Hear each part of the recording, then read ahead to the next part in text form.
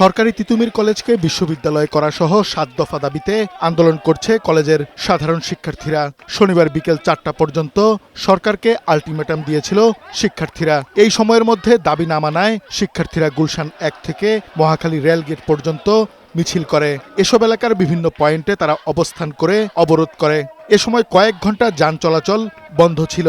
আমরা দেখছি না কোনো পদক্ষেপ নিচ্ছে, যার কারণে আমরা আসলে আমাদের আন্দোলনকে এভাবে রাস্তায় নিয়ে আসার জন্য বাধ্য হয়েছি। আমরা সে মূলা ঝুলানোর শিকার আর হতে চাই না। আন্দোলন বিতর্কিত না করতে নিষিদ্ধ সংগঠন ছাত্রলীগের নেতাকর্মীরা যাতে এতে অংশ নিতে না পারে তা নিয়ে সবাইকে সতর্ক থাকতে বলেন আন্দোলনকারীরা।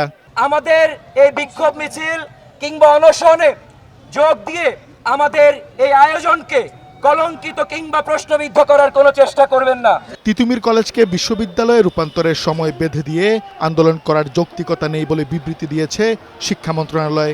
সন্ধ্যায় আন্দোলনরত শিক্ষার্থীরা সংবাদ সম্মেলনে শিক্ষা মন্ত্রণালয়ের দেয়া বিবৃতি প্রত্যাখ্যান করেন। তারা বলেন, দাবি না মানলে আরও কঠোর কর্মসূচি দেয়া হবে।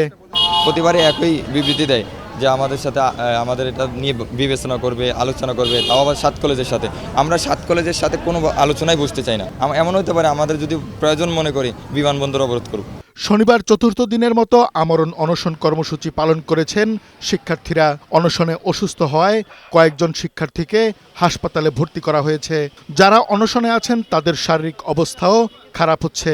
৭ দফা দাবি আদায় না হওয়া পর্যন্ত আমরা অনশন থেকে উঠব না।